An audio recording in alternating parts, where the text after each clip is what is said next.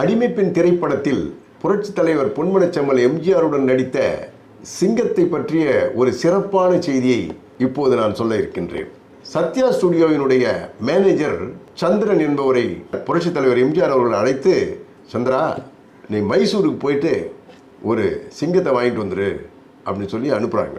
அவரும் போயிட்டு மைசூர்லேருந்து ஒரு சிங்கத்தை பந்தோபஸ்தோடு வாங்கிட்டு வர்றாரு. வாங்கிட்டு வந்து சத்யா ஸ்டுடியோவில் ஒரு பிரத்யேகமான கூண்டு தயார் பண்ணி அந்த சிங்கத்தை அது உள்ளே வச்சு வளர்க்குறாங்க. வளர்க்குறதுக்கான உரிமத்தை சென்னை மாநகராட்சியிலிருந்தும் பெற்று வைத்திருக்கிறார்கள்.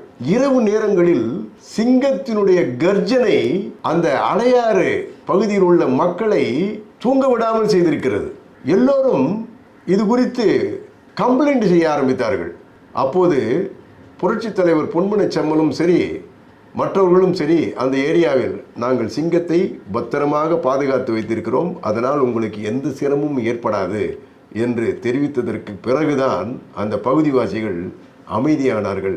அடையாறு பகுதியை கதிகலங்க வைத்த அந்த சிங்கத்தோடு தான் நமது பொன்மனச்செம்மல் புரட்சித் தலைவர் அவர்கள் கட்டி புரண்டு அற்புதமான ஒரு சண்டை காட்சியை நமக்கு அளித்தார் அடிமைப்பெண் திரைப்படம் மூலமாக.